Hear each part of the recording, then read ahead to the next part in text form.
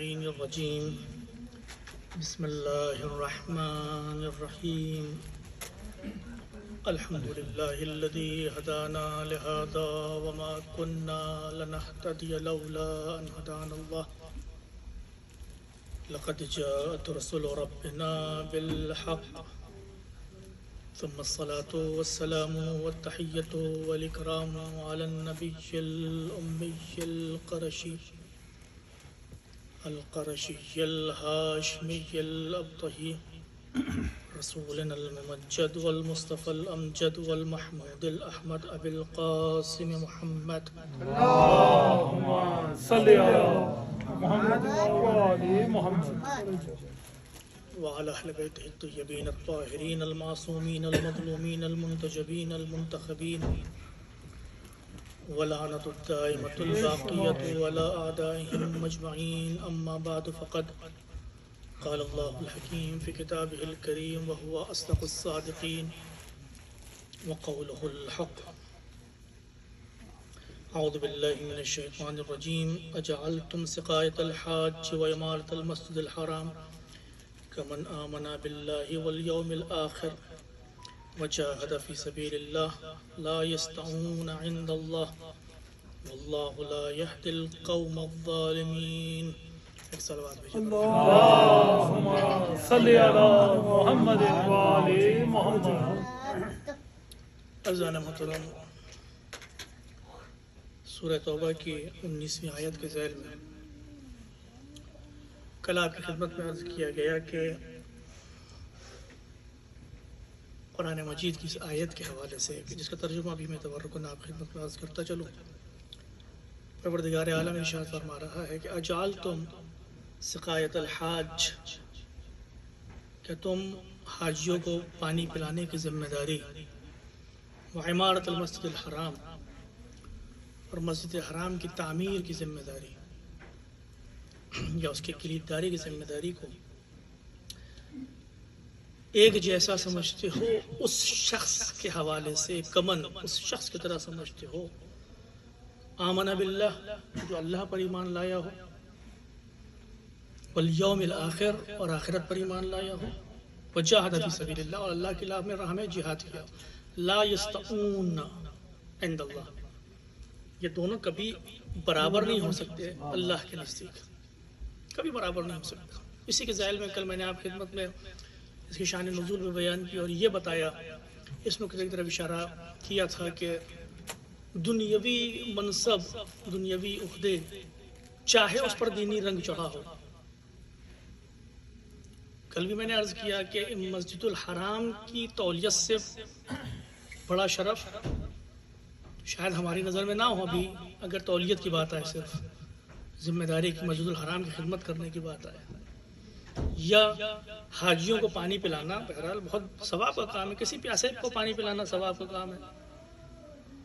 تو سوچنے کی بات ہے کہ اگر کوئی کسی حاجی کو پانی پلاتا ہے، اور ویسے بھی ماشاءاللہ پانی کا انتظام اس طرح سے رہتا ہے کہ ہر حاجی پیاسا رہتا ہی رہتا ہے، لیکن اللہ کیا کہہ رہا ہے کہ یہ دونوں ذمہ داریاں اگرچہ، یہ لفظ میری طرف سے، اگرچہ اس پہ دینی رنگ چڑھا ہوا ہے، سقایت الحاج، پانی پلانے کی ذمہ داری اگرچہ بظاہر دینی ہے، وعمارت المسجد الحرام، اور مسجد الحرام کی تعمیر کی ذمہ داری اگرچہ دینی ہے، لیکن یہ دو منصب ایسے ہیں کہ جو دنیاوی ہیں،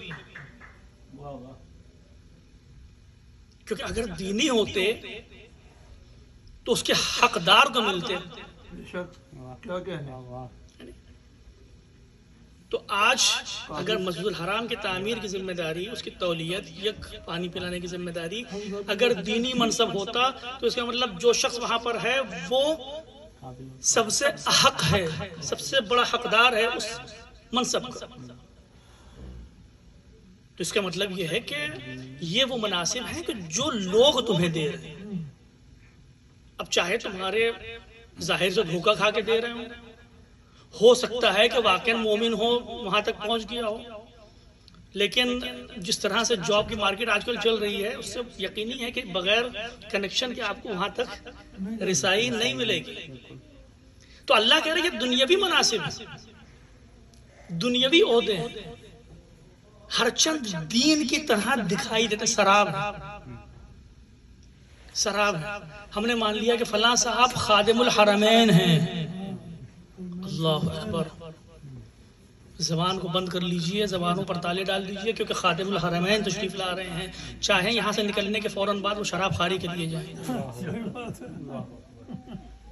تو اللہ کیا کہہ رہا ہے کہ یہ وہ مناسب ہے کہ جو قابل مقایسہ نہیں ہے، کس سے؟ کمن آمنا باللہ، اس شخص سے کہ جو اللہ پر ایمان لائے، روز آخرت پر ایمان لائے اور اللہ کی راہ میں جہاد کرے۔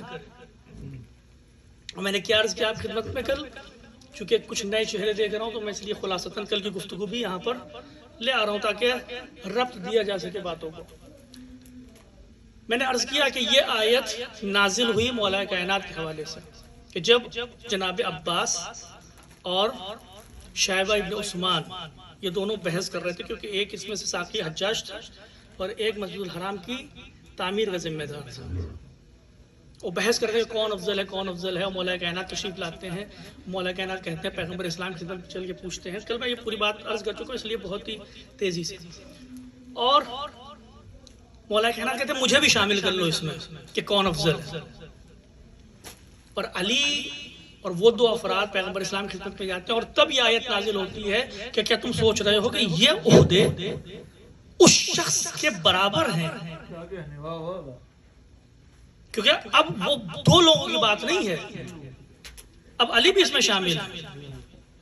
جب علی بھی اس میں شامل ہیں تو اللہ نے کہا کہ یہ مقایسہ، یہ کمپیریزن صحیح نہیں ہے، کیونکہ یہ دو چیزیں ہم تراز نہیں ہیں۔ آپ یہ کہنے لگیے کہ صاحب میری بینائی بہت تیز ہے، کس کے مقابلے میں؟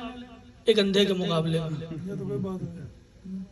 میں بہت شجاع ہوں، بہت بہادر ہوں، کس کے مقابلے میں؟ ایک چھوٹے سے بچے کے مقابلے میں۔ تو یہاں پر کوئی قابل مقایسہ بات نہیں ہے، دو الگ الگ چیزیں۔ اللہ نے کیا کہا؟ لا یستعون عند اللہ، اللہ کے نزدیک یہ دو چیزیں برابر نہیں ہو سکتی۔ اور میں نے کل عرض یہی کیا کہ تاریخ کی غلطی یہی رہی ہے کہ ہم لوگوں کو عزت دیتے رہے ہیں ان کے منصب و مقام کی بنیاد پر، جبکہ اللہ کہہ رہا ہے کہ اگر کسی کو قابل عزت سمجھنا ہو، قابل فضیلت جاننا ہو، تو یہ دیکھو کہ یہ تین شرطیں اس میں پائی جاتی ہیں کہ نہیں پائی جاتی۔ اگر ایمان ہے اللہ پر، اس کے رسول پر، روز آخرت پر، اور اللہ کی راہ میں جہاد کرتا ہے، تو اس کا مطلب یہ ہے کہ وہ افضل ہے۔ پھر اس کو کسی سے بھی قابل مقایسہ پروردگار کی نظر میں وہ قابل مقایسہ نہیں ہے۔ اور عزیزان محترم، تاریخ میں غلطی یہی کی کہ پہلے تو علی کا مقابلہ ان لوگوں سے کیا کہ جو بظاہر صاحب مقام و منزلت تھے، اور دوسری چیز تو دوسری غلطی کی تاریخ نے وہ یہ تھی کہ علی کو ان صفات کی وجہ سے نہیں پہچانا۔ تاریخ نے اشتباہ کہاں پر کیا؟ علی کو اس وجہ سے نہیں پہچانا کہ علی صاحب ایمان ہے، علی ان صفات کا مالک ہے، علی اللہ کی راہ میں ہجرت کرنے والا ہے، علی اللہ کی راہ میں جہاد کرنے والا ہے، علی ایمان لانے والا، اس وجہ سے نہیں پہچانا۔ کس وجہ سے پہچاننے لگے؟ کہ فلاں صاحب سسر تھے تو علی داماد ہے، تاکہ مقایسہ کیا جا سکے۔ اللہ نے کہا ایسا مقایسہ نہیں ہے۔ اگر کوئی بھی علی کی ذات کو اس پیرائے میں پہچان لیتا ہے کہ جس پیرائے میں پروردگار چاہتا ہے کہ تم پہچانو، تو پھر اس کو سمجھ میں آتا ہے کہ علی کا مقام کیا ہے، علی کی منزلت کیا ہے، علی کس عظمت کا حامل ہے۔ جناب عباس علیہ السلام کا یہ خطبہ آپ کی خدمت میں نے عشر محرم میں بھی عرض کیا کہ جہاں پر جناب عباس علیہ السلام خانہ کعبہ کی چھت پر جا کر یہ خطبہ دیتے امام حسین علیہ السلام کے سامنے، اور کیا فرماتے ہیں؟ الحمدللہ الذی شرف ھذا بقدوم ابیہ۔ جناب عباس کیا فرماتے ہیں کہ اس خدا کی حمد ہے کہ جس نے ھذا اس کو، کس کو؟ خانہ کعبہ کو، خانہ کعبہ کو شرف بخشا بقدوم ابی ہے، حسین کے باپ کی وجہ سے، حسین کے باپ کی وجہ سے وہ قدوم ابی ہے۔ جناب عباس فرماتے ہیں کہ جو کل تک صرف ایک گھر تھا وہ اس کے باپ کے آنے کی وجہ سے قبلہ بدلا۔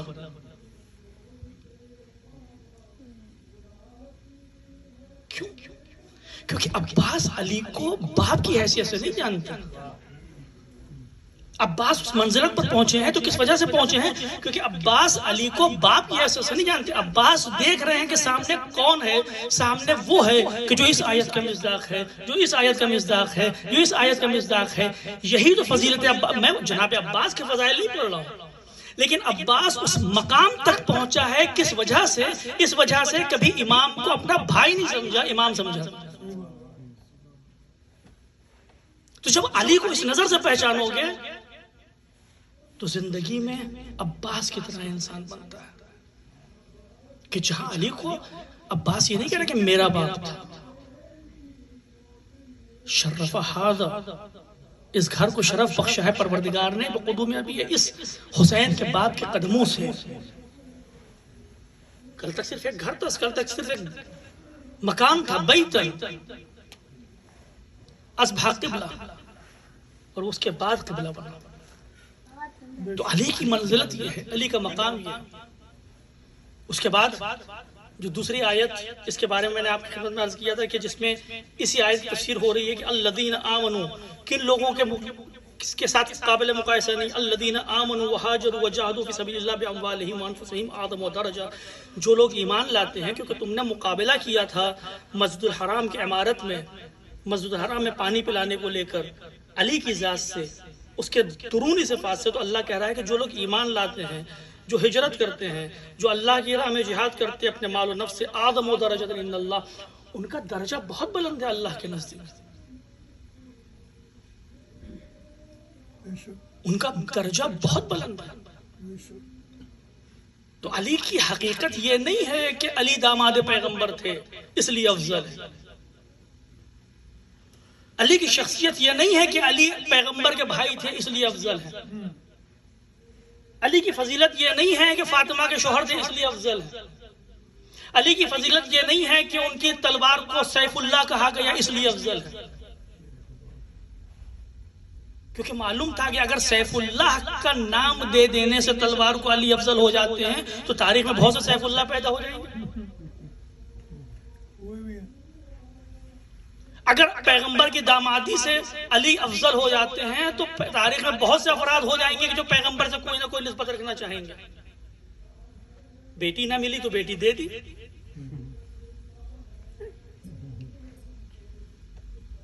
تو علی اس لیے افضل نہیں ہے، بلکہ اس کو اس طرح سے سمجھو کہ علی افضل ہے اس لیے داماد پیغمبر ہے، علی صاحب عظمت ہے اس لیے اس کی تلوار ذوالفقار ہے، علی صاحب فضیلت ہے اس لیے زہرا کا شوہر۔ تو ہم نے علی کو سمجھا ہی غلط۔ اگر ہم کسی سے اس طرح سے بحث کریں کہ صاحب علی وہ تھے کہ جو داماد پیغمبر تھے، علی وہ تھے کہ جو زہرا کے شوہر تھے، ٹھیک ہے، پیغمبر اسلام سے نسبت ہونا فضیلت ہے، لیکن حقیقی فضیلت کیا ہے؟ پروردگار نے کہا کہ آمنا، جو اللہ پر ایمان لے آئے۔ اور کل میں نے آپ کی خدمت میں عرض کیا کہ مولا کائنات نے اس آیت کی تلاوت وہ جو 6 افراد کی جو کمیٹی تھی اس میں بھی کی تھی، اور میں نے راز بھی عرض کیا کیوں کی تھی۔ جب 6 افراد کی کمیٹی بنی تو مولا کائنات نے کہا تھا کہ تم کیوں بحث کرنے بیٹھے ہو کہ کون افضل ہے؟ قرآن کی یہ آیت ہے، سورہ توبہ کی آیت ہے، میرے بارے میں نازل ہوئی ہے، تم سب کو معلوم ہے۔ تو میں نے آپ کی خدمت میں عرض کیا تھا کہ ایمان انسان جھوٹ بول سکتا ہے، لیکن جہاد کے حوالے سے تو جھوٹ نہیں بولا جا سکتا نا۔ اللہ کہہ رہا ہے کہ وہ لوگ ایمان لائے وہ جہاد، اور جہاد بھی کیا بانفسہم واموالہم۔ اور یہ بھی بات صحیح ہے عزیزان محترم، سوچنے کی بات ہے کہ ہر جہاد جہاد نہیں ہوتا، ہر جہاد جہاد نہیں ہوتا۔ پیغمبر اسلام صلی اللہ علیہ وسلم تشریف فرما ہے، ایک صلوات بھیجے پر محمد والے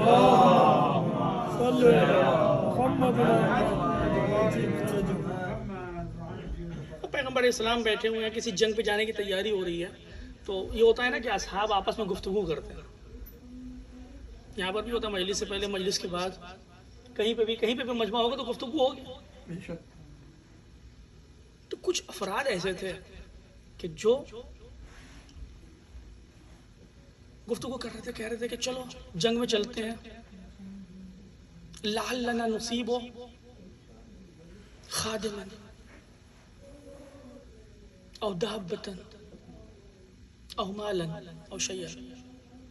کہ چلو جہاد میں چلتے ہیں کہ شاید ہم کو جہاد میں جانے سے کوئی غلام مل جائے, کنیز مل جائے, بڑی چیز تھی. شاید مال مل جائے, مال غنیمت مل جائے, شاید کوئی سواری مل جائے, دابت. کچھ دوست آپس میں گفتگو کر رہے ہیں, چلو جہاد میں چلتے ہیں پیغمبر اسلام کے ساتھ. اب ظاہر سی بات ہے کہ شروعاتی جنگیں جو تھی تاریخ اسلام کی وہ سخت تھی. بھئی کوئی بھی جنگ بدر اور جنگ احد کے برابر تو نہیں ہوئی فضیلت کے اعتبار سے. کیوں؟ کیونکہ وہاں پر تقریباً یقینی یہ تھا کہ لشکر اسلام شکست کھائے گا. لیکن کیا ہوا, اللہ نے کامیابی عطا کی. اب لوگوں کو یقین آنا شروع ہو گیا نا کہ محمد کے ساتھ رہیں گے تو پھر کامیاب ہوں گے. اب تو لشکر اسلام بھی کافی بڑھ چکا ہے, لوگوں کے پاس ہتھیار ہیں. جنگ بدر میں تو لوگوں کے پاس ہتھیار نہیں تھے. 313 افراد تاریخ میں ملتا ہے کہ بغیر جوتے کے چلے جا رہے ہیں, بغیر تلواروں کے چلے جا رہے ہیں, گھوڑے نہیں ہیں لوگوں کے پاس. لوگ عصا اٹھا کے چلے گئے تھے, لکڑی اٹھا کے چلے گئے تھے لڑنے کے جنگ بدر میں. اسی لیے قرآن میں جنگ بدر اور جنگ احد کی جو فضیلت ہے اور اس کے شہداء کی جو فضیلت ہے, تو اب یہ گفتگو ہو رہی کہ صاحب ایسا کرتے ہیں کہ چلو چلتے ہیں, کہیں پیچھے رہیں گے نہیں, آگے جانے کی ضرورت تو ہے نہیں. کون سا علی بننا ہے, کون سا علی بننا ہے. پیچھے رہیں گے, اپنا آرام سے نظر رکھیں گے, اور جیسے ہی موقع ملے گا. تاریخ اسلام اس بات کی گواہ ہے کہ مال غنیمت بہت جلدی لٹتا تھا. تو اگر ایک کنیز ہاتھ میں آ گئی, ایک غلام ہاتھ میں آ گیا, ایک گھوڑا آ گیا, کافی ہے. یہ بات پیغمبر اسلام تک پہنچی. پیغمبر اسلام نے جب یہ گفتگو سنی تو مسکرائے, اور کیا فرمایا, یہ حدیث بہت مشہور ہے, آپ نے سنی ہوگی کہیں نہ کہیں. کیا فرمایا؟ فرمایا انما الاعمال بالنیات. یہ لوگ سوچ رہے ہیں جہاد میں جا رہے ہیں, تم جہاد میں نہیں جا رہے, تم لوٹ میں جا رہے ہیں. تم کسی کو, کسی شخص کو, کسی شے کو, کسی مال کو, کسی کنیز کو لوٹنے کے لیے جا رہے ہو, جہاد میں نہیں جا رہے ہو. کیوں؟ کیونکہ تم دوسروں سے چھپا سکتے ہو کہ ہم جہاد کرنے جا رہے ہیں. در حقیقت تمہارا منشا یہ ہے کہ جا کے وہاں پر لوٹ کا سامان بٹورا جا سکے, لیکن اللہ سے تو نہیں چھپا سکتے. انما الاعمال بالنیات. تو ہر جہاد, بلکہ یوں کہوں کہ ہر مجاہد بھی ضروری نہیں ہے کہ مجاہد ہو. ہر مجاہد ضروری نہیں ہے کہ مجاہد. میں ان کی گفتگو نہیں کر رہا ہوں کہ جو میدان میں ٹکے ہی نہیں تاکہ مجاہد کہا جا سکے. آپ کے اذہان بہت جلدی ادھر پہنچ جاتے ہیں, میں ان کی گفتگو ہی نہیں کر رہا. مجاہد کا لیبل لگانے کے لیے کم از کم میدان میں ٹکنا تو ضروری ہے. میں ان کی گفتگو کر رہا ہوں جو تھے لشکر کے ساتھ, پیچھے تھے. اتنی ہمت تھی, اتنا جگرا تھا کہ لشکر اسلام کے ساتھ ساتھ وہ میدان جنگ میں گئے, لیکن میدان جنگ میں جانے کی جو نیت تھی وہ قربتاً اللہ نہیں تھی. وہ نیت کیا تھی؟ یہ مل جائے, وہ مل جائے, فلاں چیز مل جائے, فلاں چیز مل جائے. تم ویسے نیت کہاں سے لے کر آؤ گے کہ جس پہلوان کے سامنے عالم اسلام کی فوج جانے سے ڈر رہی ہو, وہ پکار رہا ہو کہ کوئی ہے کہ نہیں ہے, لیکن کسی میں اتنی ہمت نہیں ہے کہ ایک قدم آگے نکل جائے. اور جب اس پہلوان کے سینے پر علی سوار ہو جاتے ہیں اور وہ بے ادبی کرتا ہے اور علی نیچے اتر آتے ہیں.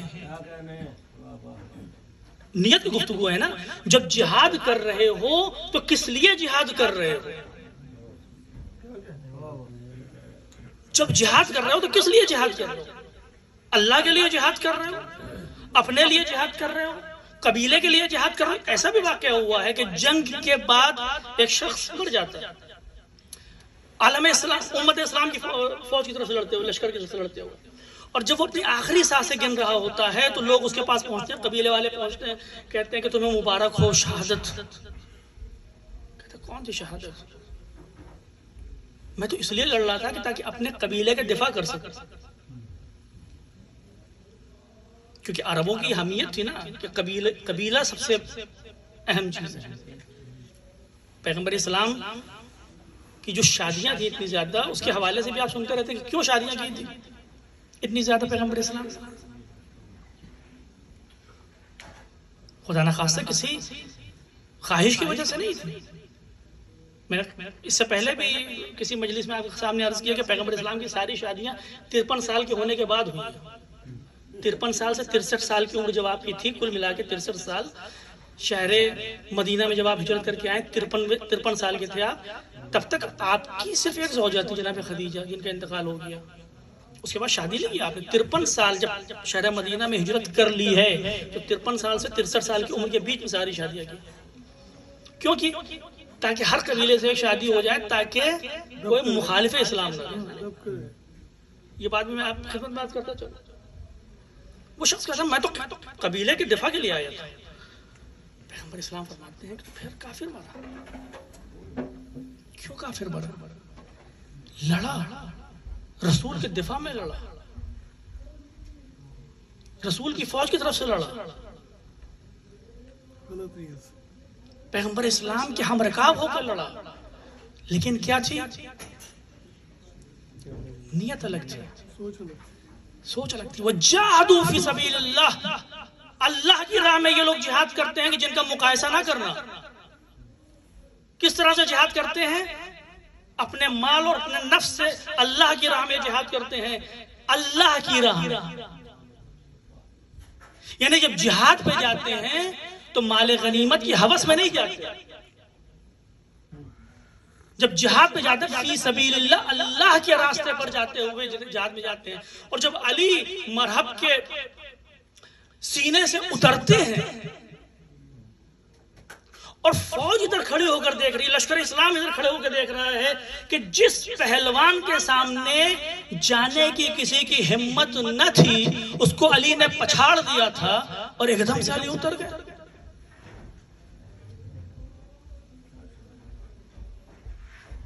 اب رسول اللہ کے پاس جو صحابی کھڑے رہتے ہیں، وہ جو مصاحب کہا جاتا ہے، مصاحب بادشاہوں کے مصاحب ہوتے تھے نا. میں ان کو صحابی نہیں، مصاحب زیادہ لفظ ان کے اوپر اچھا سوٹ کرتا ہے. تو آئے پیغمبر، یا رسول اللہ دیکھیے علی کیا کر رہے ہیں. نعوذ باللہ مثلاً اپنی زبان میں کہا جائے کیا بیوقوفی ہے یہ، کیا بیوقوفی ہے. پیغمبر مسکرائے، جواب نہیں دیا، جواب نہیں دیا. کیونکہ بھائی پیغمبر تو جانتا ہے، اس وجہ سے نہیں کہ وہ پیغمبر ہے، اس وجہ سے کیونکہ علی نفس پیغمبر. علی جو سوچ رہا ہے پیغمبر بھی وہی سوچ رہے ہیں. علی جس وجہ سے جس کام کو کر رہا ہے پیغمبر جانتے ہیں کہ علی کس وجہ سے کام کر رہے ہیں. جواب نہیں دیتے. اچھا دوبارہ جاتے ہیں مرحب کے سینے پر، کام تمام کر کے واپس آتے ہیں. پیغمبر اسلام انہی اصحاب کے مجمع میں، انہی مصاحبوں کے مجمع میں پوچھتے کہ یہ علی کیا راز تھا. علی کیا فرماتے ہیں سنتے رہتے ہیں. علی کیا فرماتے ہیں؟ جب میں اس کا کام تمام کرنے والا تھا اس نے مجھ پر تف کیا، بے ادبی کی، مجھے غصہ آیا، یا غصے کے لفظ بعض روایتوں میں ہے بھی نہیں. میں نیچے اتر گیا اور دوبارہ اس کو پچھاڑا. وجاہد فی سبیل اللہ، اللہ کی راہ میں جہاد کرنا ہے۔ جب علی کی تلوار چلے تو صرف اللہ کی مرضی کے لیے چلنا چاہیے، ایسا نہ ہو کہ کہیں میرے غصے کی نظر ہو جائے وہ شخص۔ لیکن عزیزوں، اگر علی پہلی بار میں بھی کام تمام کرتے، میرا یقین، میرا ایمان یہ کہتا ہے وہ بھی اللہ کی راہ میں ہوتا۔ علی صرف اترے ہیں امت کو بتانے کے لیے کہ اللہ کی راہ میں جہاد کا مطلب کیا ہوتا ہے، کیونکہ میرا ماننا یہ ہے، ہمارا ایمان تو یہ ہے کہ علی کو غصہ آتا بھی ہے تو صرف اللہ کی مرضی کے لیے۔ علی اترے ہی ہیں اس بات کو بتانے کے لیے تاکہ رہتی دنیا تک امت کو معلوم ہو جائے اللہ کی راہ میں جہاد کرنے کا مطلب کیا ہوتا ہے۔ وجاہدوا فی سبیل اللہ، اللہ کی راہ میں جہاد کرتا ہے۔ تو میں اکثر یہ بات عرض کرتا رہتا ہوں کہ القاب لے لوگے، اسما لے لوگے، نام لے لوگے، عہدے لے لوگے، منصب لے لوگے، لیکن وہ صفات کہاں سے لاؤ گے جو علی کے پاس تھا؟ وہ نیت کہاں سے لے کر آؤ گے جو علی کے پاس تھی؟ وہ نیت کہاں سے لے کر آؤ گے؟ بہت سے امور کو دوبارہ انجام دیا گیا نا۔ خانہ کعبہ میں کسی اور کی بھی ولادت کروائی جا سکتی تھی، اور شاید کروائی بھی گئی ہو، کسی کو معلوم، لیکن خانہ کعبہ کو اگر یاد کیا جاتا ہے تو ولادت علی کی وجہ سے۔ کیوں؟ کیونکہ کسی اور کی ولادت کے لیے دروازوں کو کھولنا پڑتا،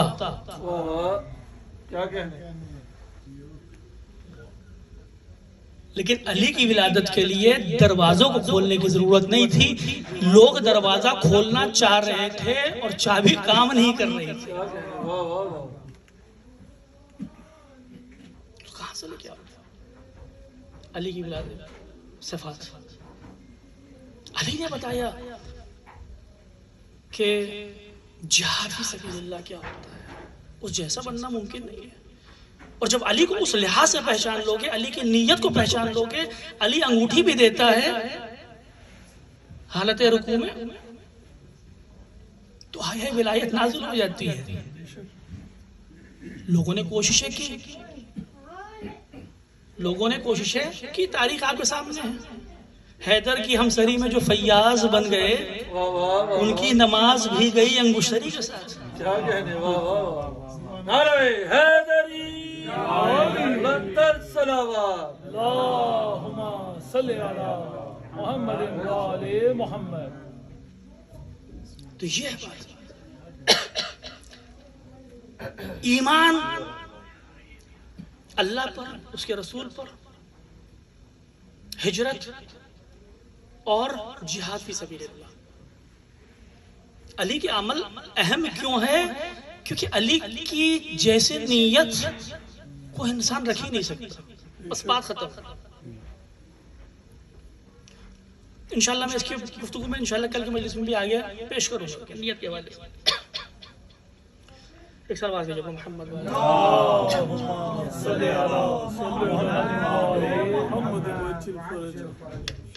بارے دیگر صلوات۔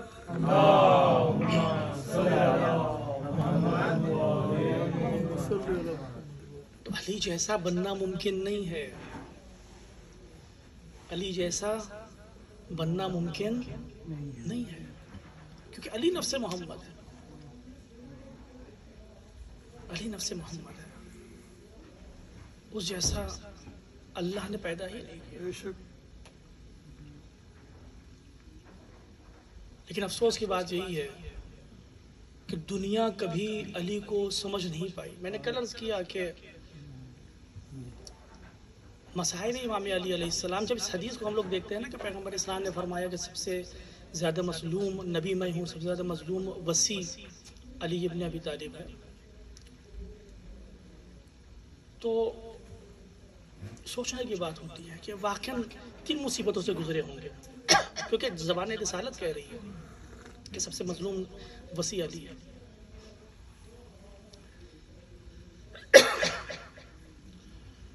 25 سال تک آپ حضرات پڑھتے ہیں پیغمبر اسلام کی ولادت وفات کے بعد شہادت کے بعد 25 سال تک علی خانہ نشین خاموش. کیوں؟ کیونکہ وصیت پیغمبر ہے. کیوں؟ کیونکہ مرضی الہی ہے. 25 سال تک خاموش. اور اس دور میں کیا کیا مظالم گزرے علی کے اوپر آپ سنتے رہتے ہیں کہ گلے میں رسی کا پھندا ڈالا گیا, کھینچا گیا, حق چھینا گیا, شہزادی کے وہ تمام مسائل.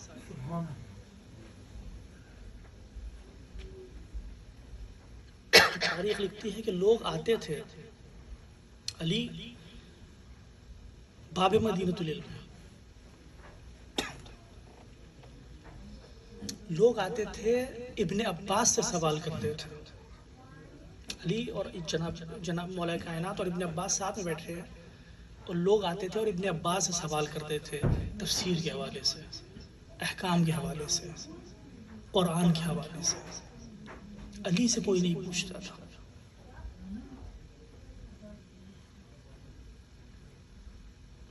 یہ ہے مظلومیت علی کہ ابن عباس جس کے گھر کی شاگردی کر کے علماء کے بقول مفسر قرآن بنے ہوں, جس کے گھر کی کنیزیں قرآن کی زبان میں گفتگو کرتی ہوں,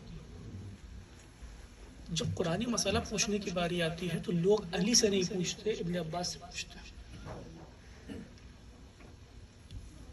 مظلومیت علی کیا ابھی مولا کائنات کی وفات نہیں ہوئی, شہادت نہیں ہوئی ہے. خود اس زمانے میں کس طرح سے ماحول کو بنایا گیا کہ جب مولا کائنات کی شہادت مسجد کوفہ میں ہوتی اور یہ خبر شام تک پہنچتی ہے اور معلوم ہوتا ہے کہ علی شہید کر دیے گئے, مار دیے گئے, لوگ پوچھتے ہیں کہ کہاں مارے گئے, کیسے مارے گئے. کہا کہ مسجد میں نماز کی حالت ہے. تو پوچھنے والے پوچھتے ہیں کہ علی مسجد میں کیا کر رہے تھے؟ علی اور نماز. تو مظلومیت یہ ہے مولا کائنات کی, کس طرح سے سیرت کو مسخ کیا گیا. ابھی آپ اس دنیا میں ہیں, ابھی وہ تمام اصحاب موجود ہیں جنہوں نے علی کی بہادری دیکھی ہے, شجاعتیں دیکھی ہیں. ابھی وہ اصحاب موجود ہیں کہ جنہوں نے پیغمبر اسلام کے دہن مبارک سے مولا کائنات کے لیے ان کلمات کو سنا ہے کہ جس کی نظیر نہیں ملتی. ابھی وہ افراد اس دنیا میں موجود ہیں کہ جنہوں نے مولا پیغمبر اسلام کو ہر روز خانہ فاطمہ پر جا کر سلام کرتے ہوئے دیکھا ہے. لیکن علی اتنا مظلوم ہو گیا کہ لوگ حکومت اسلامی میں ہیں لیکن سوچ کیا رہے ہیں کہ علی نمازی نہیں ہے. نعوذ باللہ. علی کا نماز سے کیا کرنا. بس عزیزان محترم, آپ کی زحمتیں تمام ہیں. خدا انشاءاللہ آپ کی زحمتوں کو قبول فرمائے اور ہم سب کو شیعان علی میں محشور کرے. ہم سب کو توفیق عطا فرمائے کہ ہم ویسے بن سکیں جیسے علی کے شیعہ ہونے چاہیے. اس فرش اعضا کا صدقہ ہے. بہت سخت ہے علی کی شہادت اہل بیت اطہار, بہت سخت ہے, بہت سخت ہے.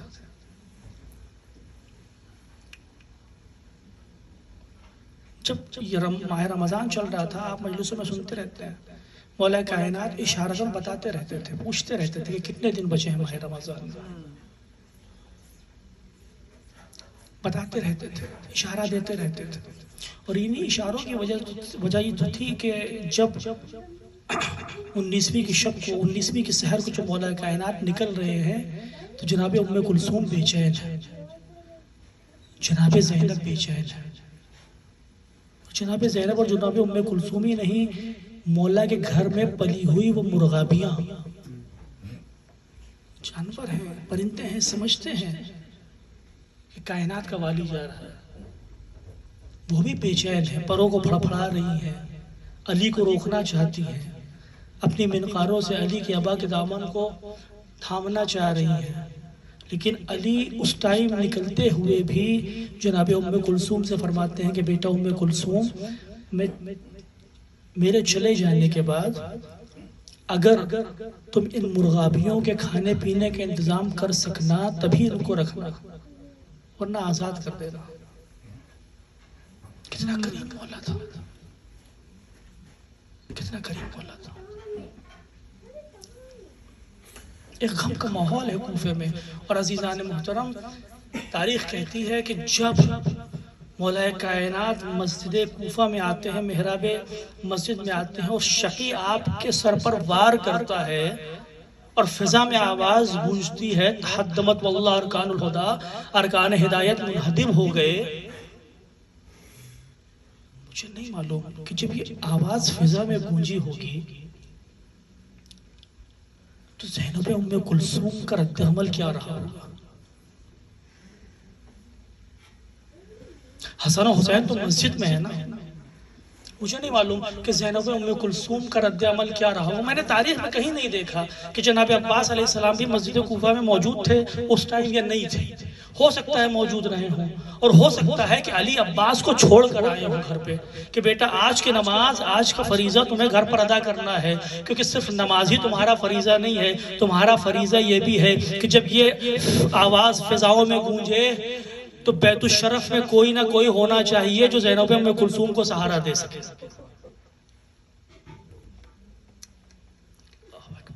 چھوٹے سے عباس چھوٹے سے عزیزان محترم لعین ضرب لگاتا ہے، علی کے سر سے خون جاری ہوتا ہے۔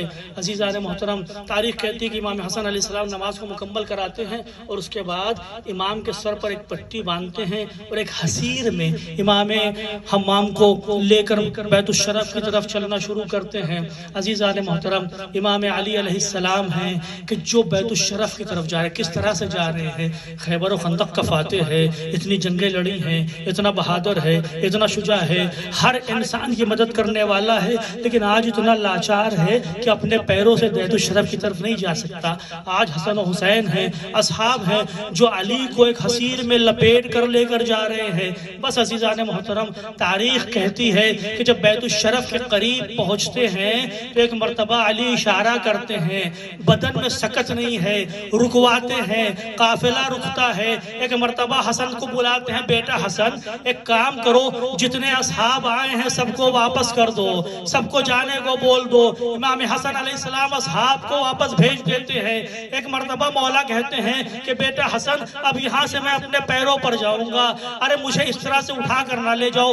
ایک مرتبہ امام حسن ہاتھوں کو جوڑتے ہیں، بابا ارے آپ کے جسم میں اتنی طاقت نہیں ہے کہ قدم کو بڑھا سکیں، لیکن میرے مولا نے قدم کو بڑھانا شروع کیا۔ ایک مرتبہ علی ڈگمگاتے ہیں، ایک مرتبہ حسن دائیں طرف، حسین بائیں طرف، علی کو سہارا دے کر بیت الشرف کی طرف لے جاتے ہیں۔ ایک مرتبہ امام پوچھتے ہیں کہ بابا ذرا یہ تو بتائیے کہ اصحاب آنا چاہتے تھے آپ نے واپس بھیج دیا، ارے جب ہم آپ کو لے کر جا رہے تھے تو پھر اپنے پیروں پر چلنے کی ضد کیوں تھی؟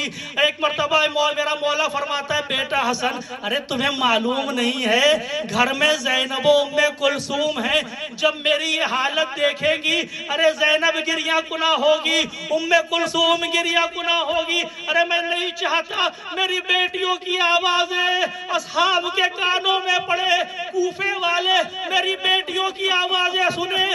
مولا ارے بہت ناز ہے آپ کو اس بات کا، مولا بہت خیال ہے آپ کو کہ زینب ام کلثوم کی آوازیں ارے کوفے کی فضاؤں میں نہ گونجے، لیکن وہ وقت بھی آئے گا جب یہی کوفہ ہوگا، یہی کوفی ہوں گے، ارے زینب ام کلثوم ہوں گی۔